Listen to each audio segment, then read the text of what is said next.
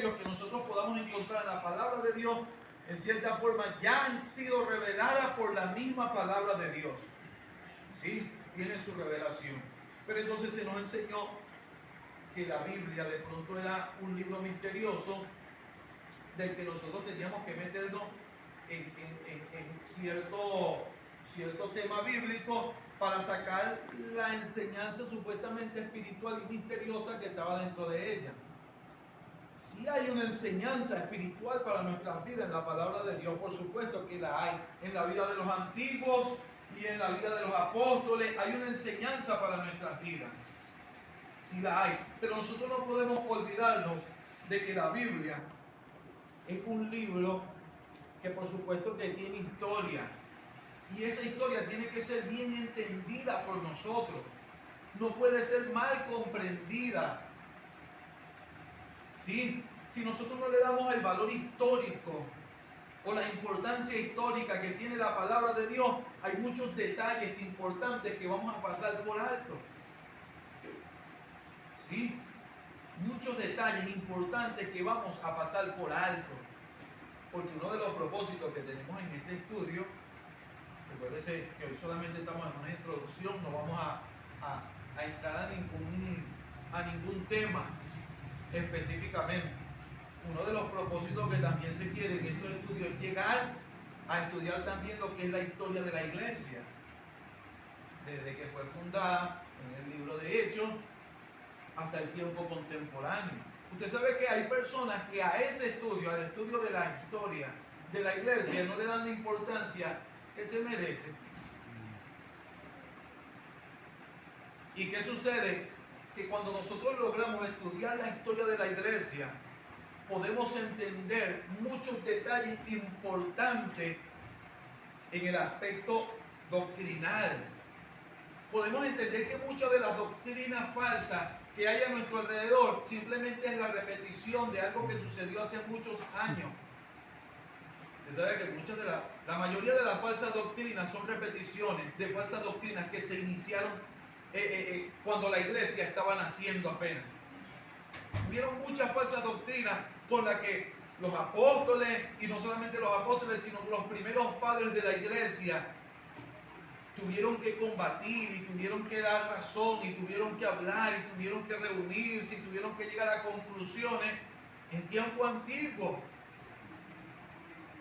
Entonces, cuando nosotros simplemente estudiamos la Biblia, vamos a decirlo así, sin toda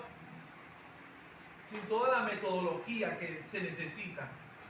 Fíjense que estamos hablando históricamente, estamos hablando del punto histórico, estamos hablando del idioma en que fue escrito. Yo sé que muchas veces estos estudios se vuelven para nosotros un poco tediosos y fastidiosos. Pero ¿qué sucede? Cuando nosotros no le damos la importancia, recuérdense que la palabra de Dios para nosotros es que el fundamento de la fe que nosotros tenemos. La fe que usted y yo hoy practicamos, su fundamento, la fe es como un ancla que está anclada a una piedra, a una roca, a un fundamento. Y ese fundamento es la palabra de Dios. Es la escritura, es lo que tenemos allí. ¿Sí? Mientras que nosotros más estudiemos la palabra de Dios, mientras que nosotros más profundicemos en la palabra de Dios y entendamos todo el panorama que rodea la Biblia, bueno, posiblemente esa fe que nosotros tenemos se va a fortalecer. Usted sabe qué está sucediendo con muchas personas hoy que andan, vamos a decirlo así, como las olas del mar, van y vienen, son movidos de un pensamiento a otro pensamiento. Uno de los primeros problemas que tienen estas personas es en el fundamento escritural. Muchas veces nosotros vienen personas y nos argumentan y simplemente le damos poco valor a esos argumentos. Oiga que esto es importante. Hay personas que vienen y nos argumentan de nuestro pensamiento doctrinal y a veces nosotros simplemente le damos poco valor a ese argumento. Pero muchas veces no caemos en el error, no porque tengamos respuesta a esos argumentos, sino que simplemente le damos poco valor a esos argumentos. Pero la respuesta tenemos, si de pronto nos pusiéramos a pensar y a darle vuelta a esos argumentos falsos que trae aquella persona, de pronto caemos. ¿Pero por qué sucede esto? Porque no le damos la importancia al estudio de la palabra de Dios. Y fíjense que cuando estamos hablando aquí del estudio de la palabra de Dios, lo estamos hablando en todos los aspectos. ¿Qué sucede? Alguien me decía a mí, otro problema que a veces hay en cuanto al estudio de la palabra, es que hay personas que no saben cómo estudiarla. Alguien me decía esto. Oye, a veces simplemente nosotros pensamos, leemos un versículo, pero de pronto decimos, ay, ¿cómo se estudia esto? ¿Cómo yo puedo analizar?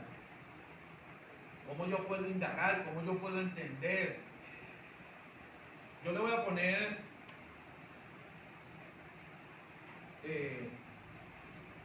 le voy a explicar algo que a mí me pasaba. Vuelvo y repito, le estoy poniendo